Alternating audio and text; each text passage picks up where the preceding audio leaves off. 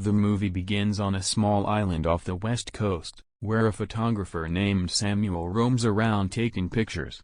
We notice that most of the people he takes pictures of are sleeping in random places. As it turns out, a strange crisis has hit the island. 3 days ago, people started falling asleep out of nowhere, in the middle of a car ride, inside a sauna, and even while swimming underwater. At first, the observers were simply confused, but they soon found out that the ones who slept would not wake up, almost as if they were in a coma. Several doctors and researchers have come to the island in the past 72 hours, but no one has found a cure for the unique pandemic. By now, all the permanent residents of the island are asleep, the lucky ones in their homes, some at work, and others in the grocery store or in their cars. Their body is functioning properly, except that any time they are moved from the original place they fell asleep, their pulse goes abnormally high. An interesting thing about the situation is that the phenomenon doesn't affect those who were not permanent residents of the island prior to the occurrence. Hence, scientists have established a camp and put tags on every sleeping human on the island to keep track of them. Currently, no reporter is allowed in the infected zone, but Samuel has somehow managed to sneak through the border amidst the chaos. While on the adventure, he enters a bus full of sleeping passengers to take pictures. He discovers a woman holding a live goldfish and decides to take it with him.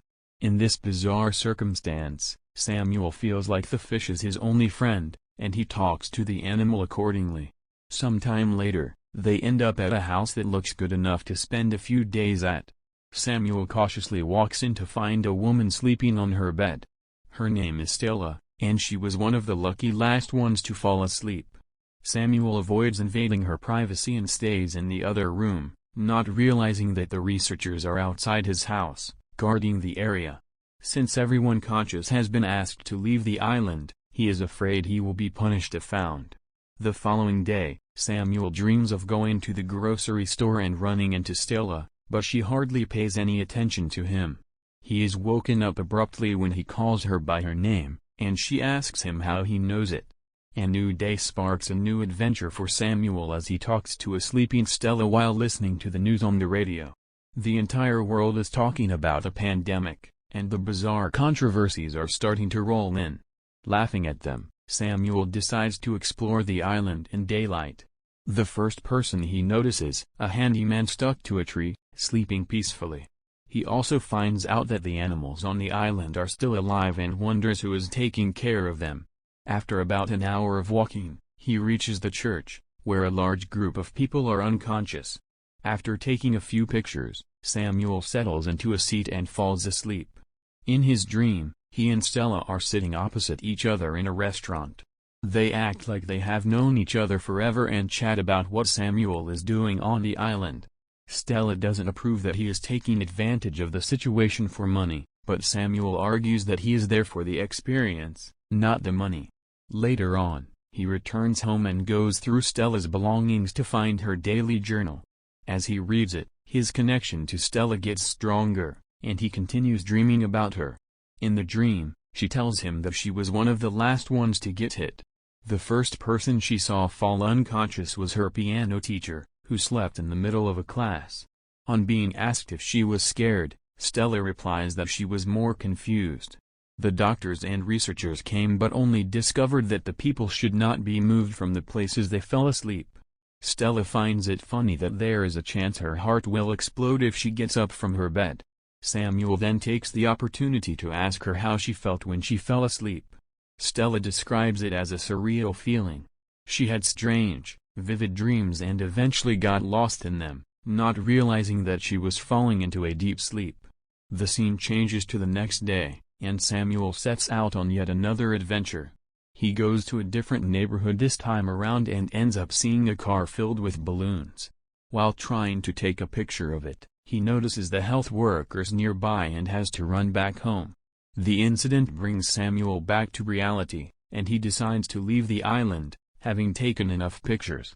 He says goodbye to Stella, packs his belongings, and goes to the shore, where his boat is. However, after spending quite some time on the shore looking at the boat, he decides otherwise. Just as he reaches home, he sees the faucet running. Samuel remembers that it was running the first time he entered the house, but he is positive that he had turned it off. Suddenly, he is transferred back to his dream, sitting opposite Stella at the restaurant. She inquires about the actual reason he came to the island.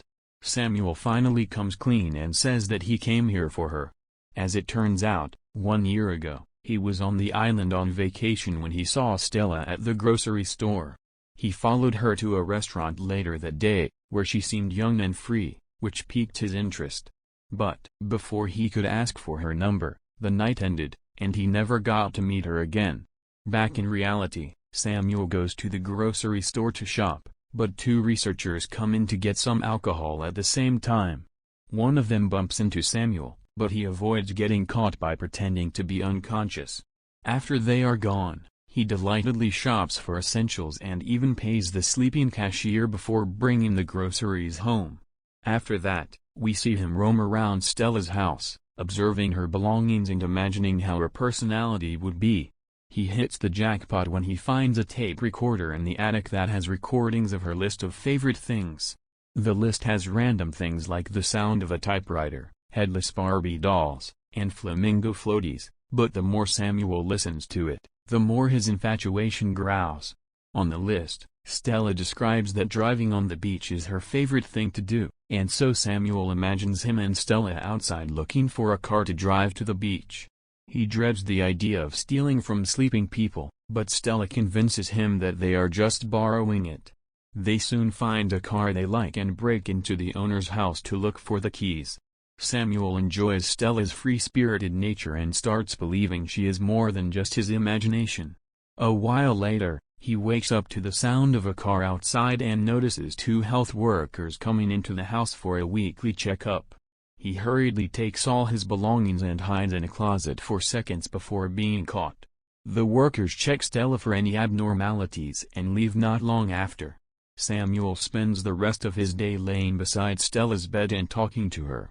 The next day, he yet again goes to the attic and plays the second part of her tape.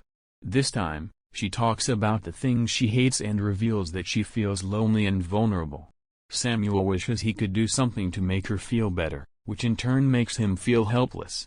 Yet again, he drifts into his imagination and starts chatting with her. The duo talks about soulmates and how everyone has one. Samuel suggests they might be each other's soulmates, but Stella doesn't believe it. Coming back to reality, Samuel finally decides to go back home now that he has no purpose for being on the island. He makes it halfway to the dock but cannot get himself to leave Stella. At night, he returns home and gets high on Stella's stash, dreaming about them smoking together. Starting that day, he makes it his mission to do all the things that were on Stella's list of things she loved. He makes lasagna and drinks beer out of a wine glass for the same reason. When he is tipsy, Stella appears in his dreams, furious about him not leaving her alone. She declares that the version of Stella he knows from her journals and tapes is not her. Samuel recognizes that she is right. After all, he has never talked to her in real life, and their relationship is entirely in his head. As he tries to convince himself that coming to the island was not a mistake, Stella asks him to leave her alone and disappears into the darkness. In the following scene, Samuel once again decides to leave, but his journey is different this time around. He feels extremely thirsty on his way and gets strange hallucinations. To quench his thirst, he breaks into an apartment, but the more he drinks, the thirstier he gets. The walls start closing on him, filling him up with anxiety, which is when he realizes he is about to fall asleep like the others. As he tries his best to stay awake, he gets a call from an imaginary Stella, who calls him back home. He suddenly wakes up and returns to her house in a hurry, asserting that if falling asleep is inevitable, he would rather sleep close to her. The next morning, to Samuel's utter surprise, he wakes up. However, he is unsure how long he can stay awake. Taking the opportunity at hand, he writes notes for Stella in case she ever gets to read them. It takes him the entire day, and at the end, he, too, falls into a coma. Time passes, and a few days later, Stella moves in her sleep. Things take a turn when she opens her eyes, wide awake after being asleep for more than a week. She realizes that she has no energy and goes to drink water from the faucet.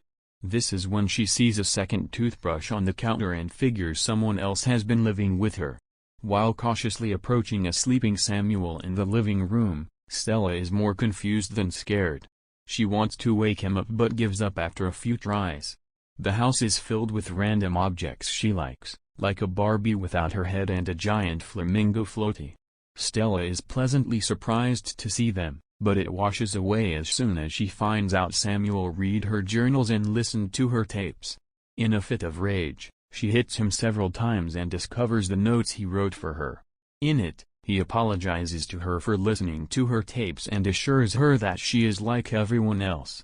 He tells her that feeling lonely and building up a defense system are okay, but he asks her to be herself. The notes overwhelm Stella as she figures out that the stranger in her house knows her inside and out, and she, too, feels like she has known him forever.